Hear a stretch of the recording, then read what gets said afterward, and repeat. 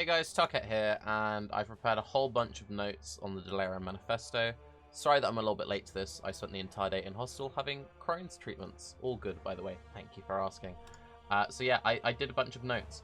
I'm not going to read through this. I'll leave a link to it down below if you'd like to, but I'm going to go through every single point, bit by bit, and kind of talk about what I think about each thing.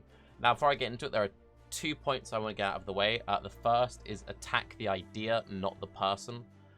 It's been very frustrating as the host of Bay Class, seeing some of the hate being directed at single devs, such as Neon, even from some other key figures in the community, Rise QT. If you want devs to continue to be open with us and get out of the way to do podcasts and community Q&As, then we need to continue to provide feedback, but while not attacking devs themselves, or throwing misquotes back in their face.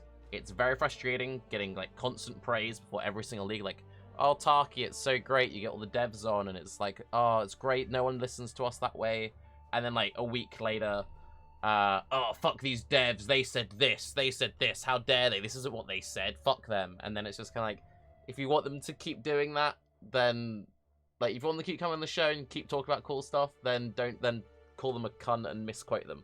You know, you gotta, like, attack their ideas if you think the ideas are bad, or you think the design is bad, but then don't, like, vilify them for coming onto shows and saying stuff, because that's just a great way that you end up with devs who completely shut off, and then you end up with someone like Blizzard who doesn't really communicate.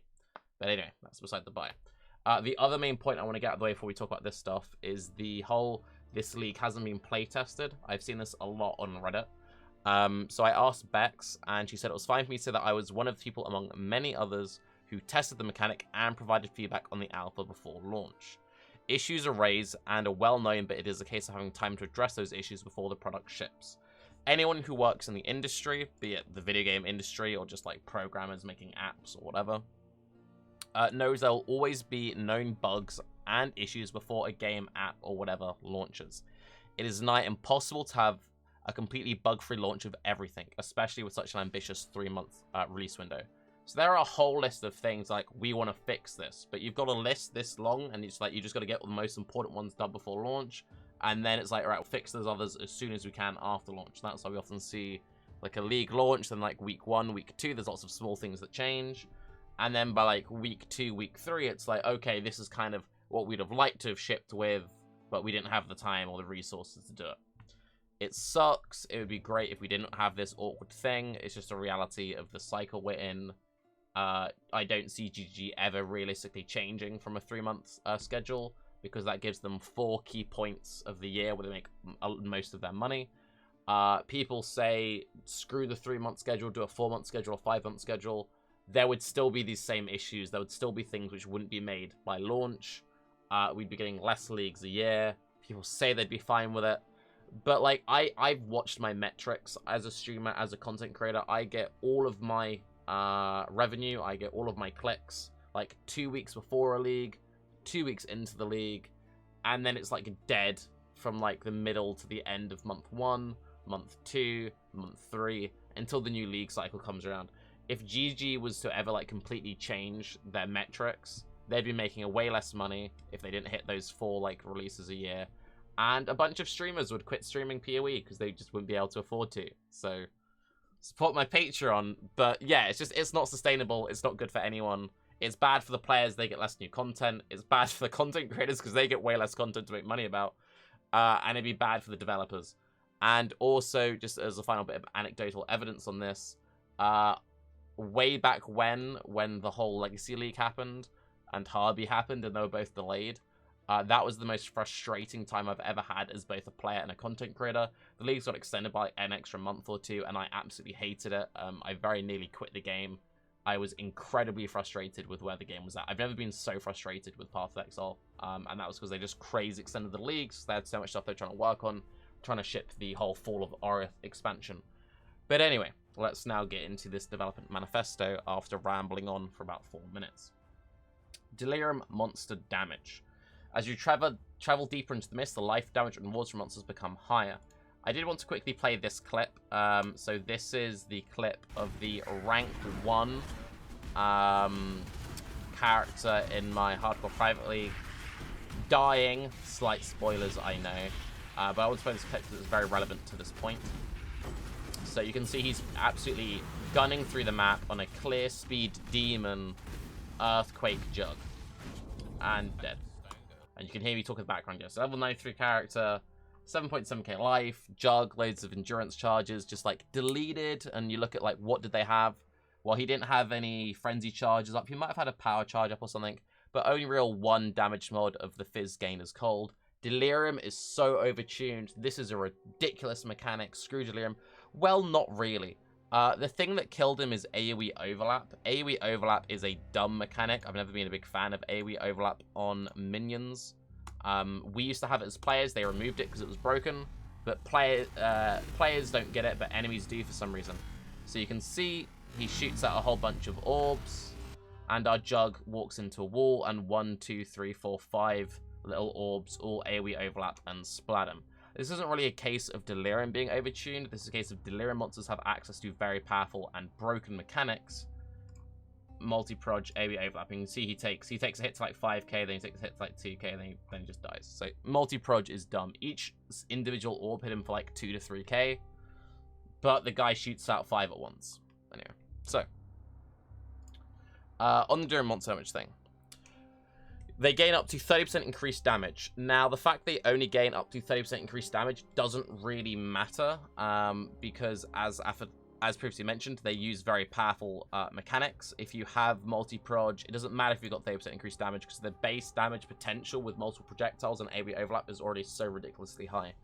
Also, because Delirium makes enemies tankier, it means the time to kill is a lot longer. Because the time to kill is much longer, they basically do infinitely more damage because they actually fight you rather than just falling over. This is much more of an issue in softcore than it is in hardcore, because in hardcore people generally design their characters to have more like layers of defense. But if you're taking a standard softcore build of Pee-wee Ninja and it's just kind of like, yeah, 5, maybe 6k HP, might have a little bit of dodge, and I just one-shot everything, that's great until you stop one-shotting everything, because then when you stop one-shotting everything, you don't have anything protecting your character there. If they want monsters to be so much tankier, then one of 2 things needs to happen.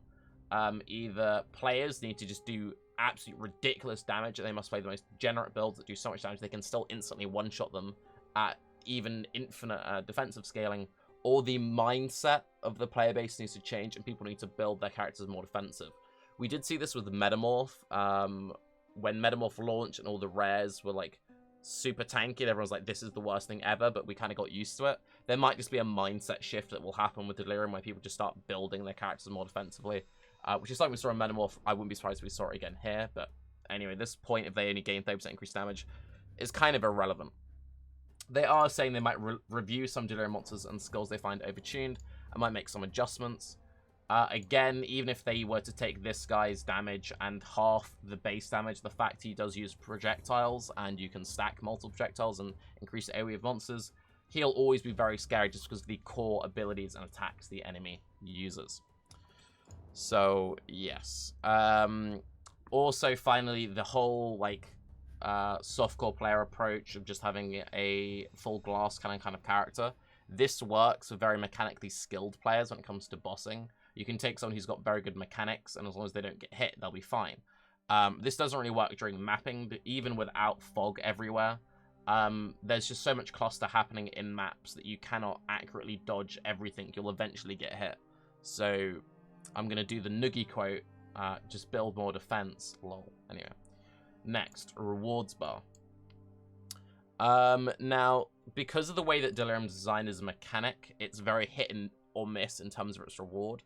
So each zone's reward type is random. You have very low lows. This would be the rare weapons, the rare armors, and then the very extreme highs, the scarabs, the metamorphs, and then to a lesser extent the currency. So with the way it currently is, where you touch the mirror and then you're like, which one did I get? If you get a weapon one, it feels bad. If you get an armor one, it feels bad. If you get like a currency one, you're like, okay, I might get like 3, 4 chaos, maybe some fuse, maybe some alks at the end. So it feels okay-ish. I think there's the slight problem, though, that the way that I look at Delirium as a mechanic is I don't really look at the rewards. Yes, it's great when you suddenly get like a massive explosion of chaos, or you get very lucky and you get like 10 scarabs at the end of the map. When you get a scarab one, it like feels great. But you need to think about, like, there are so many extra monsters being added to the map. It's kind of like, imagine if every single zone you had just had a bunch of sextants on it. And if you look at it from that point of view, and you remove just the end explosion of loot, but you then factor in the XP reward you're getting, the just random currency dropping from mobs throughout the maps, it's actually, in my opinion, fairly rewarding as a mechanic. I know people are saying it's not. To me, it feels decently rewarding. I've only played up to like Reds. I think the highest I've done is like a tier 12 map or something. So I haven't done tier 16 stuff fully spammed out yet. Haven't done a simulacrum yet. I think I'm only on like 180 splinters so far. So who knows? Cluster Jewels still great. I love Cluster Jewels. Delirium Orbs. I've only run one Delirium Orb. I'm saving them because I think they're going to be worth saving to run on fully juiced up like tier 16s. But yeah, and again, you do get this extreme boost of quantity and rarity bonuses, and it has this whole idea of you want to be killing as many monsters as possible. Now, they do talk about considering having the reward bar fill up more quickly as you kill deeper monsters, but didn't have the change rate in time for launch. Again, what I was talking about, where they have plans, they can't get in for launch. We plan to make this change in the near future. I actually really dislike this as a change, because this actually increases the gap between player builds. This effectively nerfs the returns of weak builds and boosts the returns of strong builds. What I mean by nerfs isn't actually like steal currency off them, but it makes the people not playing super clear seed builds feel worse because they see the loot they could be getting. We saw this with Legion. Legion was a great example of that, where it was kind of like, oh, that guy over there is getting way more stuff than me. My build already feels bad because it doesn't do the mechanic well, but I feel even worse knowing I'm not getting the rewards that guy's getting. Pee-wee is very bad for, like, player envy. It's always been a big issue, but I think stuff like this only further exacerbates that. I don't think the rewards need boosting. This would definitely make it more rewarding because you'll just be getting more rewards, but it only makes it more rewarding for people who are able to clear all the layers. With the way that I play Delirium, I go full zoom. I can clear every single one. It'll be fine for me. It's a buff for my playstyle, but I don't think it's a good change, personally. I just don't like that change. Anyway, getting into the debuff side of things. So there are the paralyzing, wasting, eroding, diluting touch debuffs. These are the debuffs which significantly slow your character. They reduce your recovery. They can mess up with your flasks. At launch, people thought like there was a bug. They were like, you can't leech off enemies. Yeah, it was these debuffs that were causing it, as far as I'm aware. Personally, I don't think these debuffs have a place in Path of Exile currently. They are going to be nerfed in an upcoming patch, but this is just my point of view. I honestly don't think they have a place in a game where we have no ways of mitigating or building around said mechanics. This goes against years of game design where every challenge we've been able to find a specific tool to combat it. So, you get cursed, you get curse removal. You get lowered action speed, you go jug. Or you go Combs Roots. You get frozen, freeze removal. You have ascendancies which can mitigate things, you have flasks, you have items, you have uniques. We don't have ways of mitigating this, and this goes to just directly cripple some builds. So for example, if you're a Righteous Fire build and you're dependent on having a certain amount of recovery, well, if your recovery gets turned off, your build doesn't function. When we did have the devs on beta class, I specifically mentioned how I really don't like this when it comes to map mods. With the map mods, like you reduce block, reduce dodge, screwing over your evasion or your armor. I personally don't like mechanics that just screw over specific builds. I would rather enemies are harder rather than making the player character arbitrarily weaker, especially when we can't build around it. That's just my point of view, though. Now, if they do plan to go down the design space because they specifically want mechanics that players can't ignore, because I can understand their point of view. It's like, well, what's the point? We keep designing all these mechanics, but we've given players so many tools, they just completely ignore the mechanics. So it's not really a way of... We can't make the fight more challenging by adding curses to the fight, because they'll just curse immune it. Or having chilling ground, because they just get chill immunity. Or shock. Like, it makes sense, right? So if they want it specifically for that, sort of fair. But then I think this idea should be clearly expressed to the community. So maybe in a manifesto, it's been a good time to be like, hey, these are why we have these debuffs. This is what we would like to do with these debuffs. This is why we designed them. Are we happy with them? Yes, no. You know, rather than just saying we'll nerf them. I would always much rather like to know the clear goals and aims of the devs when it comes to manifestos. I think a lot of people are being incredibly unfair to these notes. I think these notes are actually pretty fair enough. But I do think the community may be less unfair. Maybe the community would be more fair is a better way of saying it. If the post explicitly said, this is why we designed it this way. This is what we designed it for. We want to maintain this. This is why we did it that way. Deal with it, but you know why, rather than just, no, deal with it, and then not expressing yourself clearly there. And again, if this is something they do want to stick around with, I think it should be expressed clearly, and I think it should be expanded upon outside of just Delirium. If they want to have these crippling mechanics, to be honest, fair enough, but then, like, have it everywhere, so we get used to it. Maybe this is just, like, early steps, and we see a lot more of these in future leagues and expansions, and this is just the first step, and actually in, you know, a year's time, we're like, oh yeah, remember when we all got really pissed about that? Who cares? You know what I mean? Monster on death effects. This is the really spicy one that a lot of people have been getting pretty angry about. Currently, there's a random chance individual Delirium monsters to have mods that cause on-death effects. We're internally experimenting with moving these to be pack-based so there's more variance in when you encounter them, rebalancing them around this and improving how they are signaled. I'm just going to talk over some random footage of me mapping in a video I uploaded recently. I'm going to be completely honest with you. When I was testing this, when I've been playing this on live, I didn't really know there were on-death mechanics, because all the builds I was playing would just kill and move. If you're playing builds that just kill and move, you don't really get affected by the on-death mechanics. From my point of view, the main on-death mechanics are the little spores. You can see these. That if you run through them, the volatile things chase after you and they do a whole bunch of damage. Yeah, I don't really know what other on-death mechanics there are in the league. I honestly don't know. There's random spikes that happen. There's random slams that happen. There are random little things that chase after you. But if you keep moving, then none of them affect you. I do think on-death mechanics have a place in the game. I do know there's the, like, explosion of ice. I don't know if that's an on-death mechanic or just a monster attack. I just made a point of dodging it, but yeah. So I'm not actually sure what is the exact on-death mechanic we're meant to be really against because, you know, I just sort of run through the map. Now, maybe that's just a case of I don't pay enough attention, but I've only had one death. No, I've had 2 deaths in the mechanic this league. I had 1 death at level 14 because I got stuck in a corner, and then my first proper character got 1 shot by a fat multi-proj dude in the second map I ran. It was a tier 2 map, and I had like 6k EHP, and there was no damage mods, and I was very annoyed. So yeah, anyway, that's over now. Yeah. I think on-death effects do have a place in the game. I, however, think there are good on-death effects and there are bad on-death effects. So, for example, modern-day Volatile is a good on-death effect. It's very clearly telegraphed. There's this giant orange ball that makes a big loud noise, and it's very visible. The fact that I'm not even entirely sure what on-death effects I'm meant to not like probably goes to show they're not telegraphed very well, because I don't know what they are. That also kind of goes into this paralyzing, wasting, eroding, diluting touch debuff thing. I don't really know what does them. I just know that sometimes my build doesn't feel as good, and that's not great. It's not. I should know. I should know. I've played enough of the mechanic that I should know. So yeah, that's an issue. So yeah, I do think they have a place in the game, and the issue is that when you're designing them as a way to try and block clear speed, but then as long as you keep moving, you don't get affected by them, then it only just further punishes the slower builds.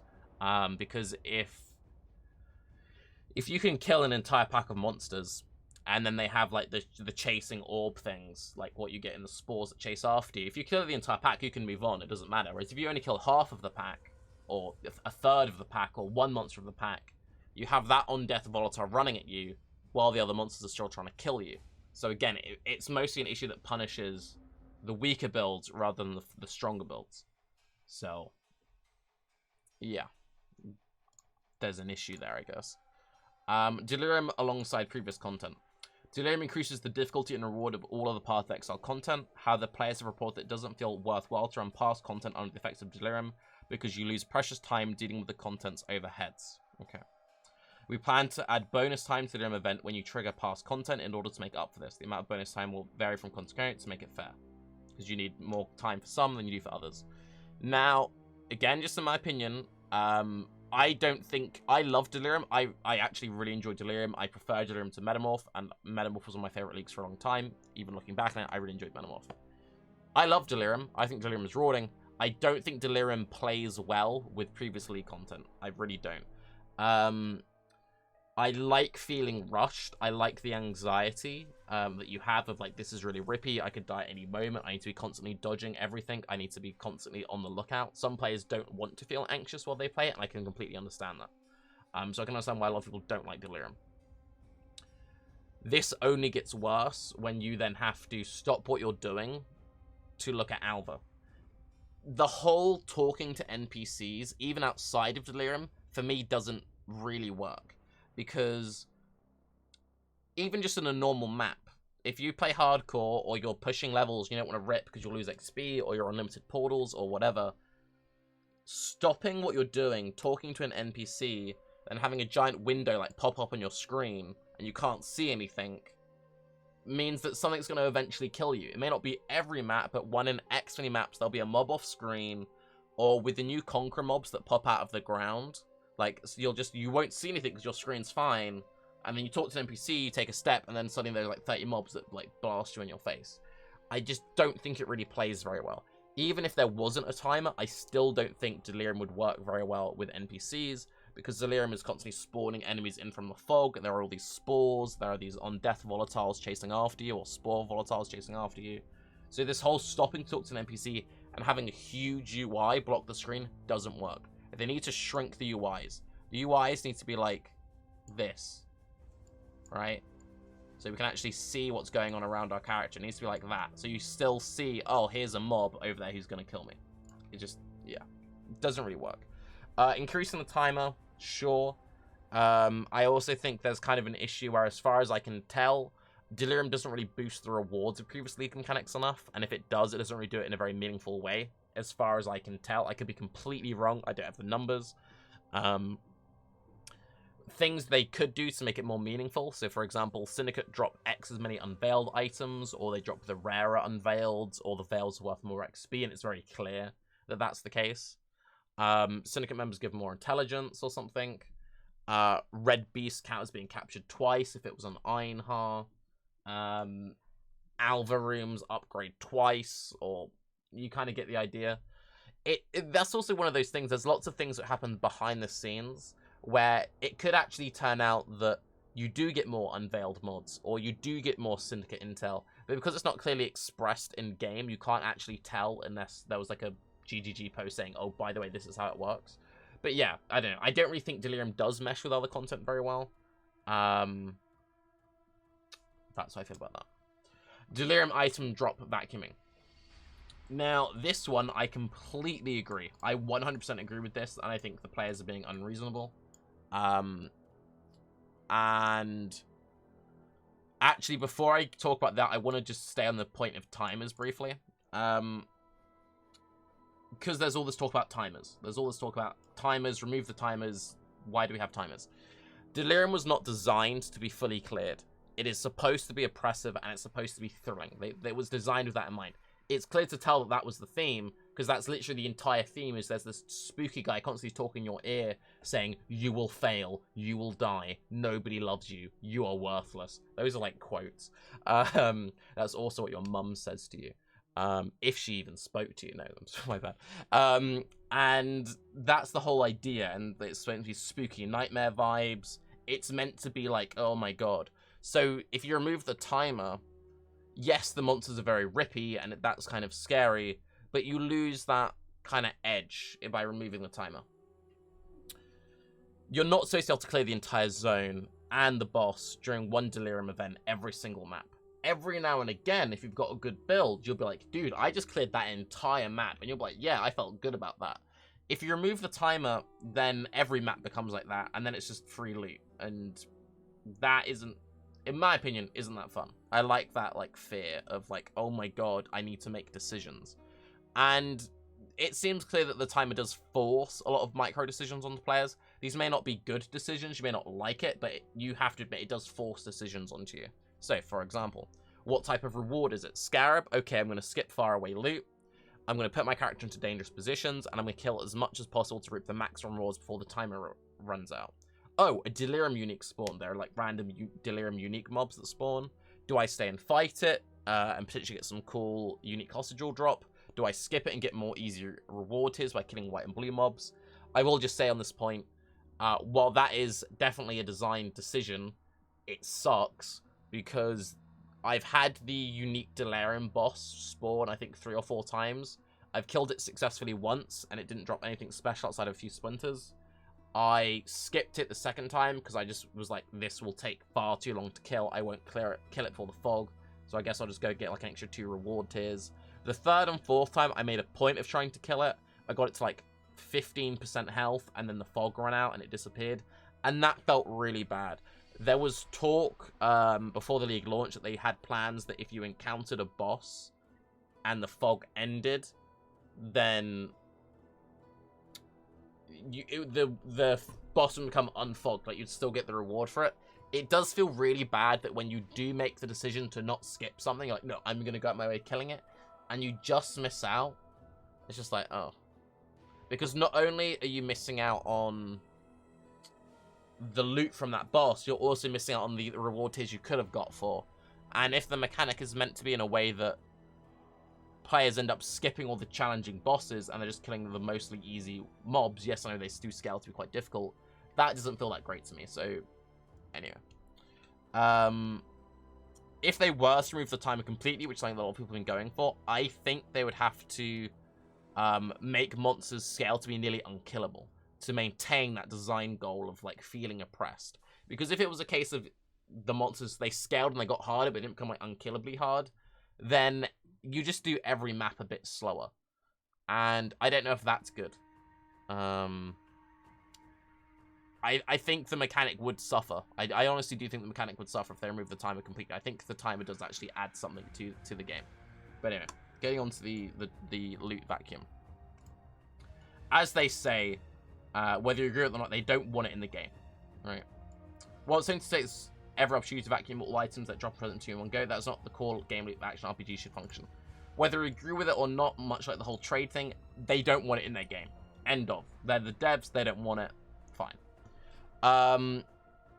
I think the whole vacuuming loot, it's frustrating.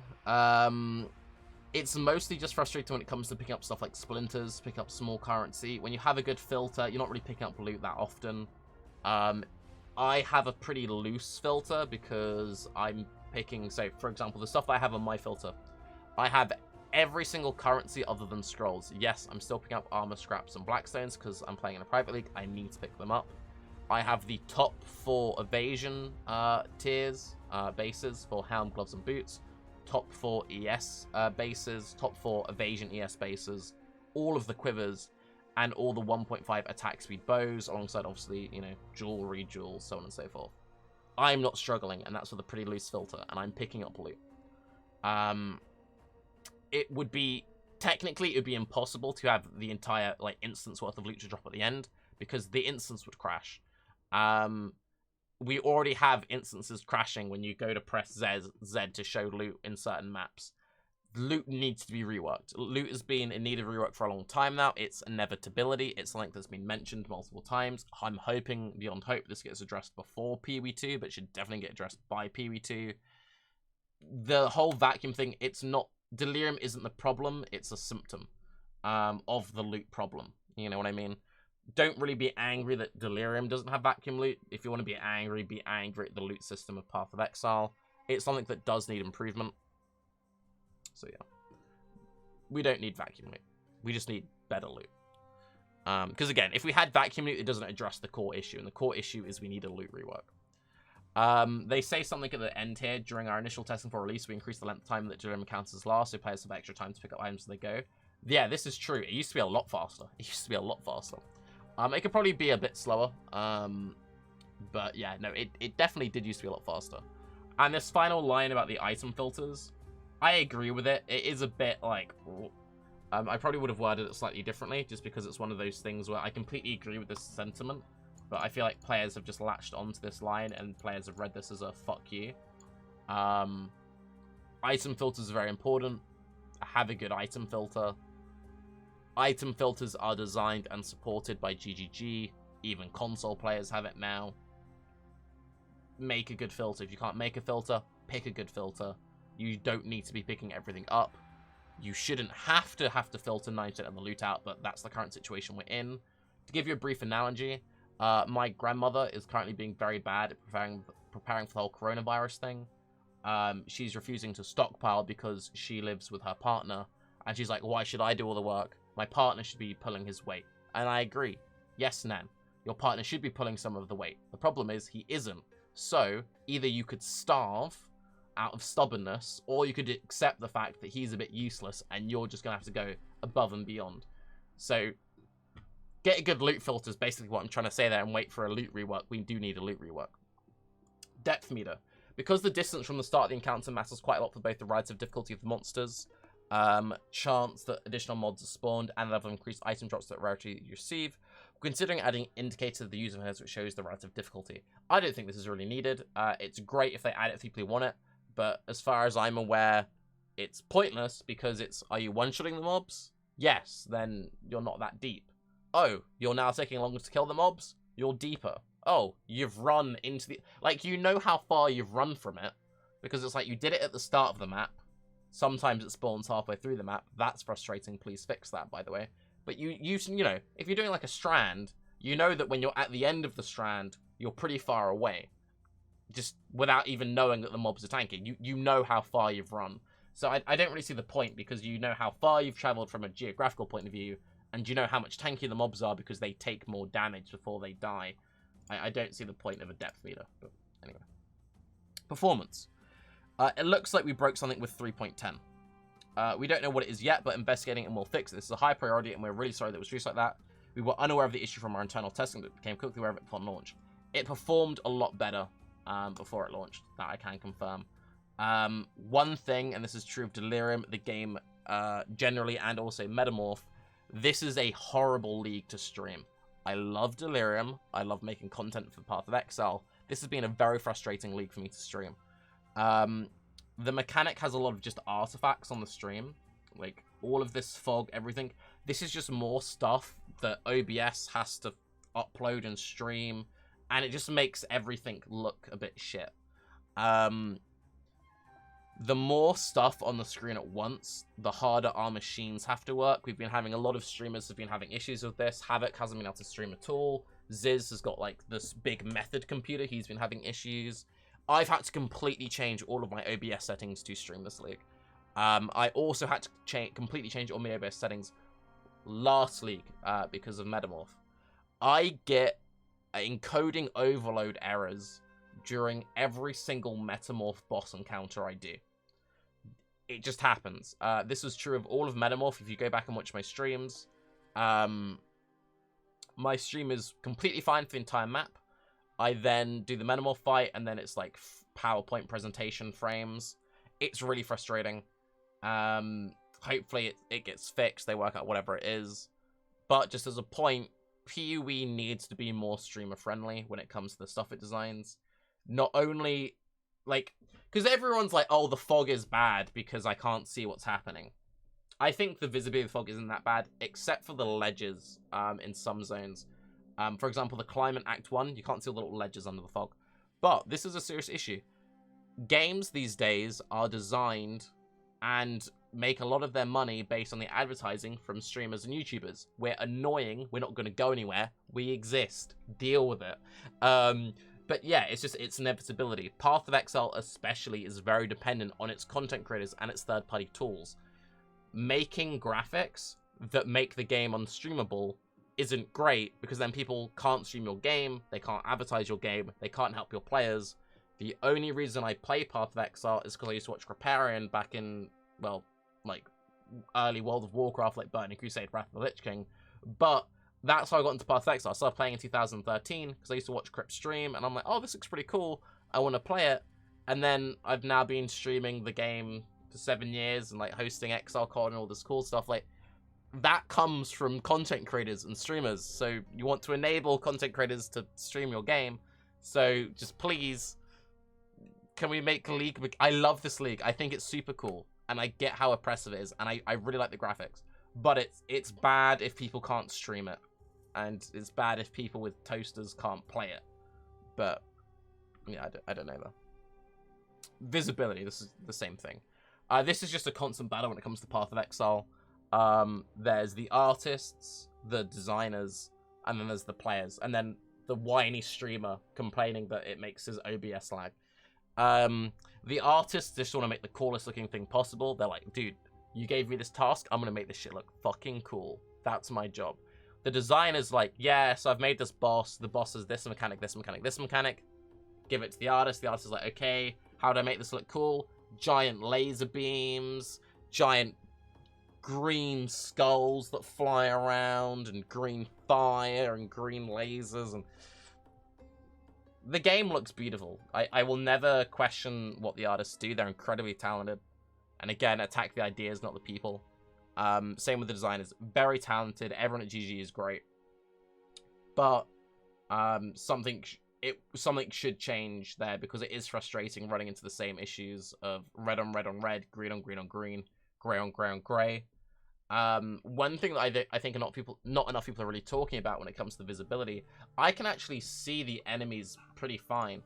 I can see the enemies pretty clearly. I find a lot of things are telegraphed very well in there. The things that really are an issue for me, though, are a lot of the actual player effects get lost in it.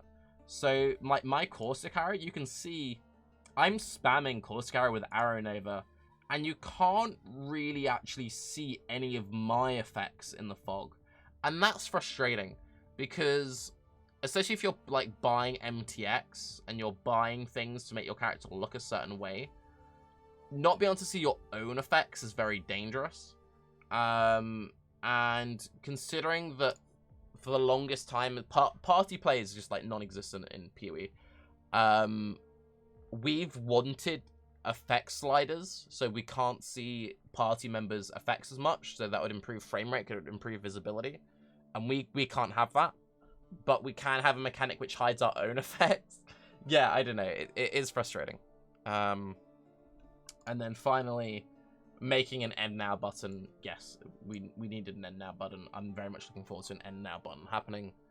That was a very long video, much longer than I planned to, but I wanted to go over everything point by point, and I didn't just want to go full salt. I didn't want to go full GGG shill, and hopefully I drew a nice balance between the two. Alternatively, I've managed to piss off just enough of both crowds that I'll have half the comments complaining that I'm a shill, and I have the other half the comments complaining that I'm too salty. And, yeah, anyway. I'm Tarke. Have a good day. I'll be back with the streams and everything tomorrow. By the way, sorry that I had to take the day off hostel stuff. Have a good day. Bye-bye.